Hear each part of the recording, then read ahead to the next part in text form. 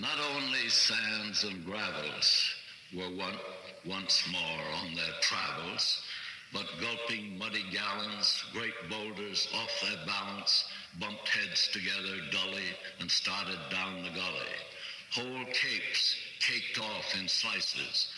I felt my standpoint shaken in the universal crisis, but with one step backward taken, I saved myself from going. A world torn loose went by me. Then the rain stopped and the blowing, and the sun came out to dry me. See, well, I call that, once I called it, I felt my standpoint shaken. And somebody came up to me afterward, or several did, and said, "You mean you've been reading Karl Marx too?"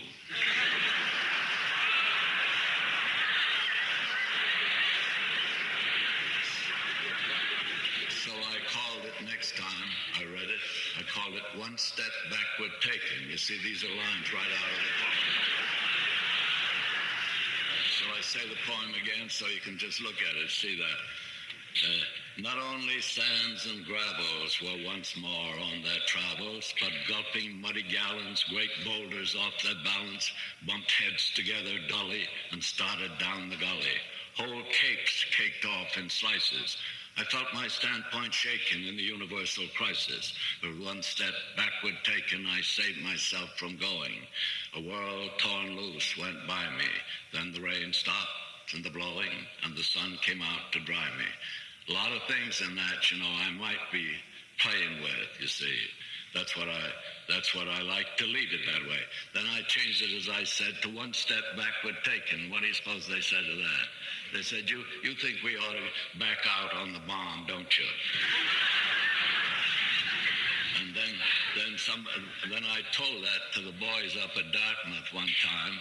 And one of them came up to me, spoke up and said, "Why don't you call it bumped heads together dully?"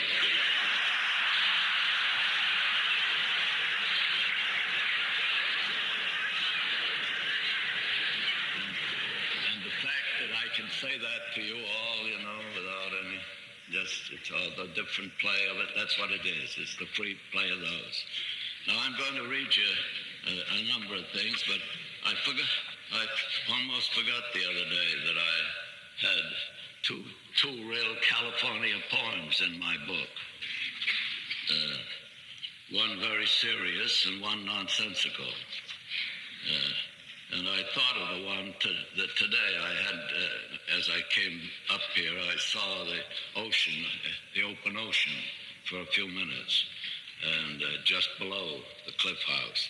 And of course, I lived here 10 years of my life, and I can make you a pretty fair map of the city of San Francisco today. I knew it very well. I didn't go to school. I just spent the time learning San Francisco. Very important. And Oakland. Not Berkeley so much. Berkeley's come up. But now, the unserious one first, and more or less nonsense. In New England, after I went east at 10, I was brought up on the saying that we all must eat our peck of dirt. Did you ever hear it? You're always hoping to trade on something that people know, That's why I don't talk about Brahma and things like that. But I trade on, as I say, I want people to give people a fair chance. But we had that there. You drop a slice of bread in New England, butter side down, and you pick it up and eat it, and saying philosophically, we all must eat our peck of dirt. And then I like to tell them in New England, I always like to tell them it was different in California. See, they haven't been out here. Most of them have been out here, as a matter of fact. We all travel so nowadays. This is called a peck of gold instead of a peck of dirt. Dust always blowing about the town, except when sea fog laid it down. This is traducing the city, But it was so in my day. The dust blew a lot of wind, a lot of kites on the wires. Every street, look down any street in my day, and the wires were all loaded, the telegraph wires were all loaded with wrecked kites.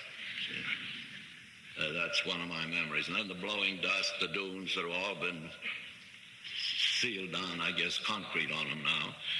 And dust always blowing about the town except when sea fog laid it down. And I was one of the children told some of the blowing dust was gold. All the dust the wind blew high appeared like gold in the sunset sky. But I was one of the children told some of the dust was really gold.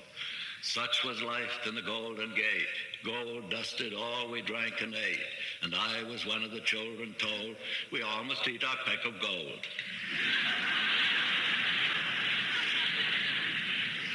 That probably doesn't deceive you very much, but it deceives them in the East.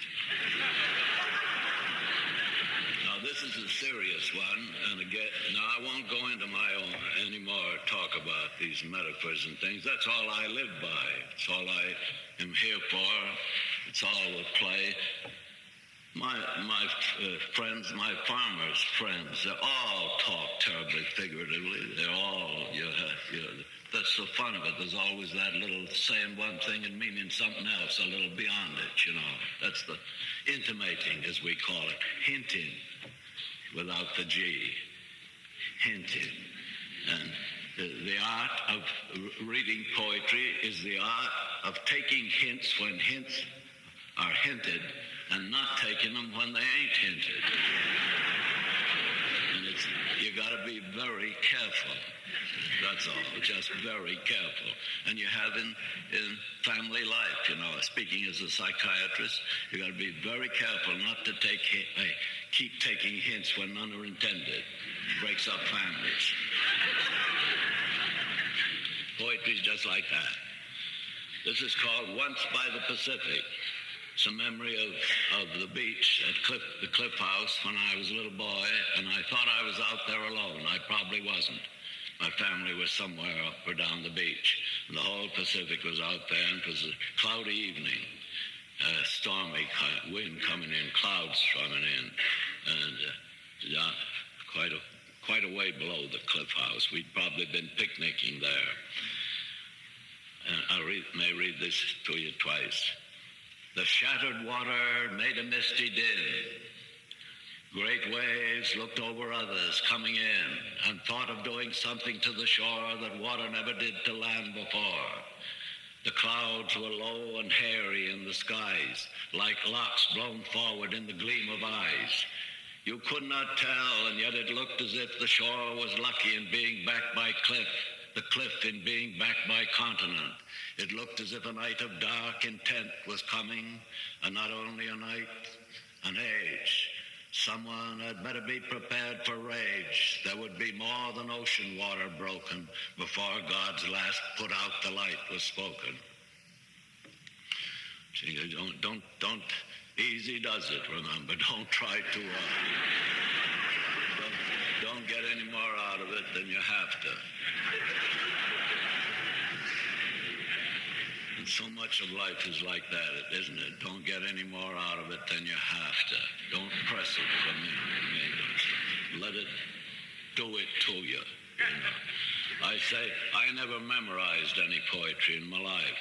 I long ago made up my mind that if it didn't stick to me, I wouldn't stick to it.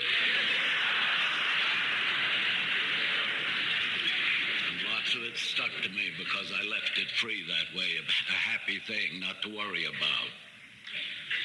The shattered water made a misty din. Great waves looked over others coming in and thought of doing something to the shore that water never did to land before. The clouds were low and hairy in the skies, like locks blown forward in the gleam of eyes. You could not tell, and yet it looked as if the shore was lucky in being backed by cliff, the cliff in being backed by continent. It looked as if a night of dark intent was coming, and not only a night, an age. Someone had better be prepared for rage. There would be more than ocean water broken before God's last put out the light was spoken. You'd see, just one little thing I can say, I wrote that before either of the world wars, though. Very prophetic.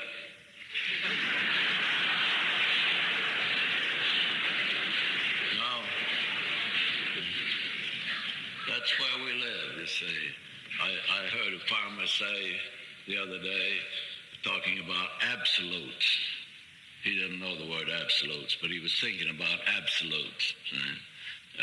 He wouldn't like that word, and I wouldn't use it on him. But he was saying there are some things that are very permanent. Some people say that nothing but change, you know. All is change, you know. You hear that all the time. Well, he was saying that there's some things don't change, so you notice it. He said, that's the way he put it. He said one thing that doesn't change is that God himself can't make a stick with only one end to it. That way of talking. And one of the things I'd like to say to him, you know, that there's one thing that never changes, the relation of parts and whole. Parts and wholes. Part of the whole and the whole. It may be however tiny you get it, it's still a particle, you know. And no matter how big you get, it's whole. And that'll always be the same, part, whole. They're talking about that now out right where the cyclotrons are, you know. Whether a field, for instance, whether a field of force, isn't that interesting? A field of force isn't a particle. Well, now I'm going to read a longer one. These little ones. I got a lot of them marked here I wanted to read to you. Or shall I read you one or two short ones? A very, very New England one. Here's a little one called A Runaway. It's about a little Morgan horse, a young Morgan horse. That's our Vermont horse. It originated in Vermont. And I didn't know that when I wrote the poem. I had to find out that. I write about anything and then find out about it later. Just same as I read anything. See, I read it, and some of it I'm missing. I know I do it on a percentage basis. But sooner or later I'll know. I never want to be thorough with anything as delicate as a poem. Thorough. Close. Get as close as I can to it, but not thorough. Not these. Once when the snow of the year was beginning to fall, we stopped by a mountain pasture to say whose colt. A little Morgan had one forefoot on the wall, the other curled at his breast. He dipped his head and snorted at us, and then he had to bolt. We heard the miniature thunder where he fled, and we saw him, I thought we saw him, dim and gray, like a shadow against the curtain of falling flakes. I think the little fellow's afraid of the snow. He isn't winter broke, and it isn't play with the little fellow at all. He's running away. I doubt if even his mother could tell him, sakes, it's only weather. He'd think she didn't know. Where is his mother? He can't be out alone. And now he comes again with a clatter of stone, mounts the wall again with whited eyes, and all his tail that isn't hair up straight. He shudders his coat as if to throw off flies. Whoever it is that leaves him out so late when everything else has gone to stall and bin ought to be told to come bring him in. That's a little one. Then here's another snowy one. I only saw 2 snowstorms in San Francisco in 10 years. I remember we were in church when one came on, and that ended church.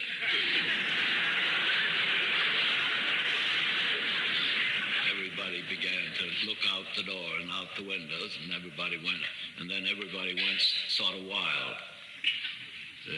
Rolled up, one thing we did, men did, grown-up men with top hats on. They had top hats in those days.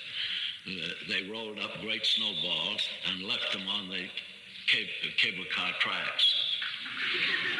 Thought that was Sunday. But snow, you see, is a familiar thing with me. Now, this is called Stopping by Woods on a Snowy Evening. Whose woods these are, I think I know. His house is in the village, though. fill up with snow.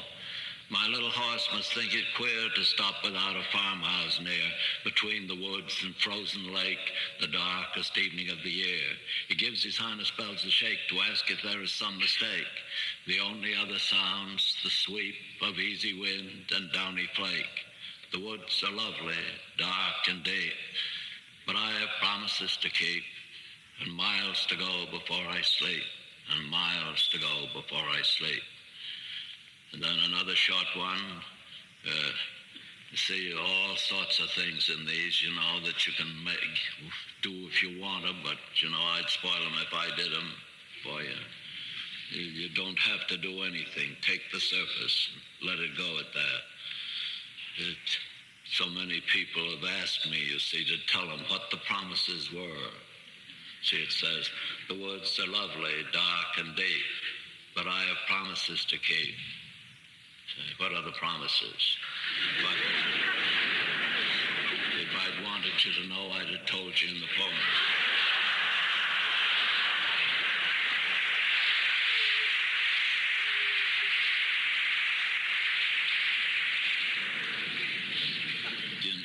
How very like many situations in life that just that last stanza is. It says, the woods are lovely, dark and deep, but I have promises to keep and miles to go before I sleep. Just very like any time in company you say, this is all very lovely, but I must be getting along. That's all it is. Then one that you've never heard me read, and I haven't read very much lately. It's called The Death of the Hired Man. It's in blank verse, and it's a sort of just a dialogue, a little dramatic dialogue in blank verse of the strictest, one or two little poetic licenses, but not very many. And sometimes I wonder, what your background is in different parts of the country about hired men and so on, And I used to be afraid this was only in New England, but I found out people are always telling me stories about the kind of relation, even in the South, between white and black, the same sort of domestic relation that you get in this thing. Mary sat musing on the lamp flame at the table, waiting for Warren. When she heard his step, she ran on tiptoe down the darkened passage to meet him in the doorway with the news and put him on his guard. Silas is back. She pushed him out with her through the door and shut the door and shut it after her. Be kind, she said. She took the market things from Warren's arms and set them on the porch, then drew him down to sit beside her on the wooden steps. When was I ever anything but kind to him? But I'll not have the fellow back, he said. I told him so last haying, didn't I? If he left then, I said, that ended it. What good is he? Who else will harbor him at his age for the little he can do? What help he is, there's no depending on. Off he goes always when I need him most. He thinks he ought to earn a little pay, enough at least to buy tobacco with, so he won't have to beg or be beholden. All right, I say I can't afford to pay any fixed wages, though I wish I could. Someone else can, then someone else will have to. I shouldn't mind his bettering himself if that were what it was. You can be certain when he begins like that, there's someone at him trying to coax him off with pocket money in haying time when any help is scarce. In winter he comes back to us. I'm done. Shh, not so loud. He'll hear you, Mary said. I want him to. He'll have to sooner or later. He's worn out. He's asleep beside the stove. When I came up from Rose, I found him here, huddled against the barn door, fast asleep. A miserable sight, and frightening, too. You needn't smile. I didn't recognize him. I wasn't looking for him. And he's changed. Wait till you see. Where did he say he'd been? He didn't say. I dragged him to the house and gave him tea and tried to make him smoke. I tried to make him talk about his travels. Nothing would do. He just kept nodding off. What did he say? Did he say anything? But little. Anything. Mary confessed he said he'd come to ditch the meadow for me. Warren. But did he? I just want to know. Of course he did.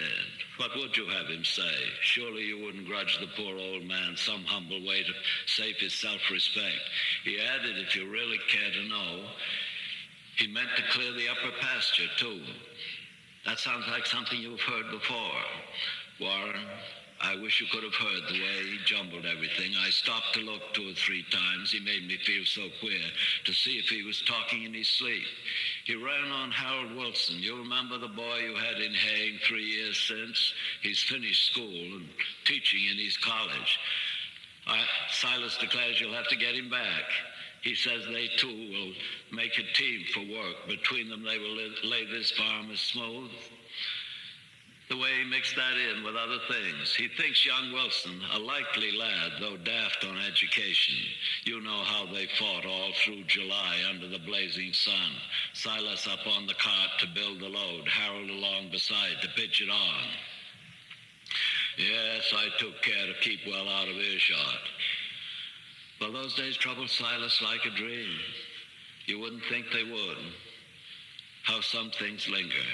Harold's young college boy's assurance piqued him.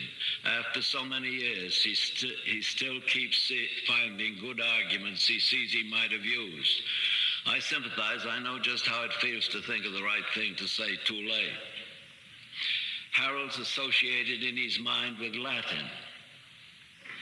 He asked me what I thought of Harold's saying he studied Latin like the violin because he liked it.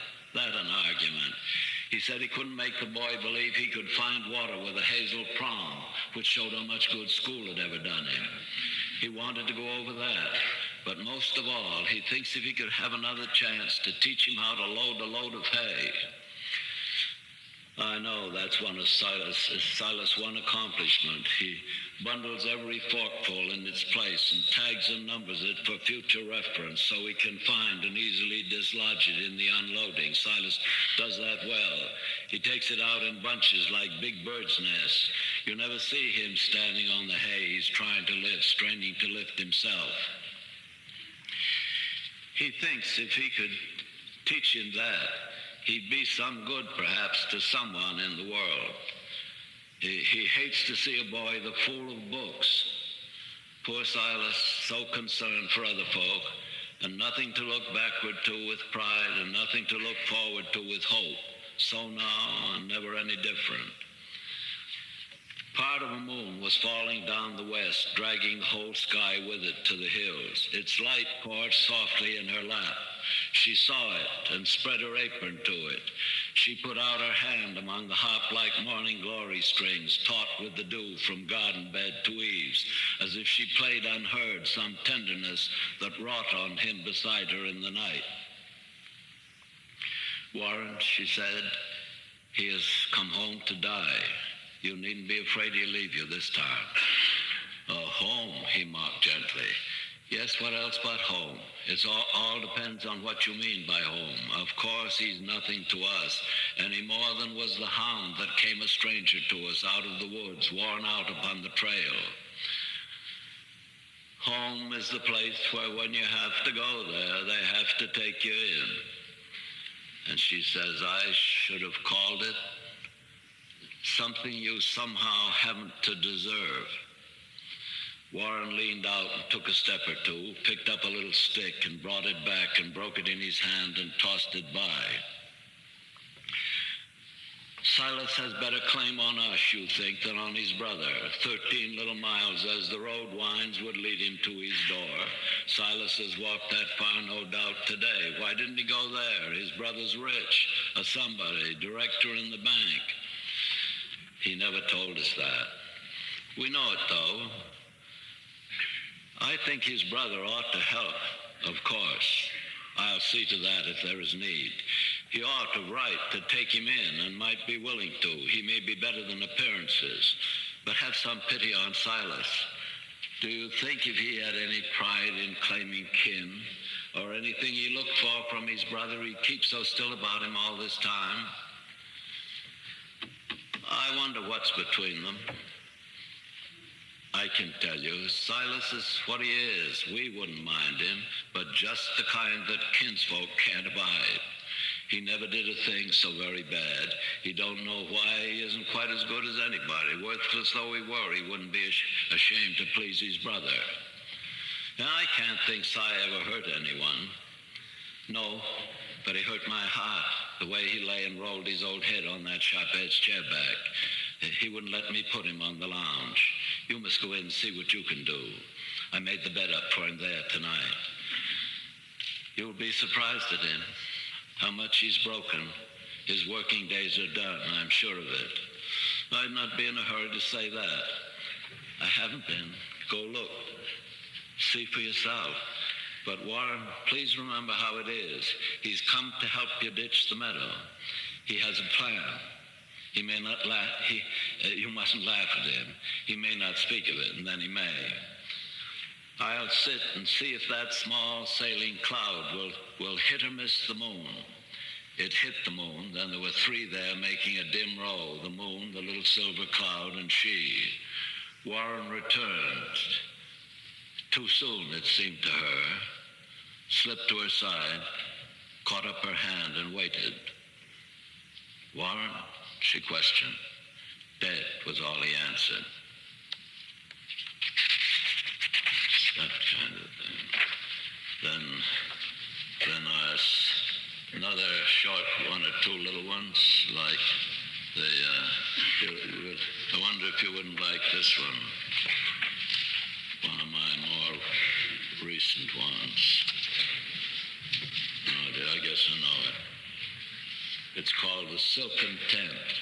The Silken Tent. This is very much of a, you see, almost ostentatiously metaphorical.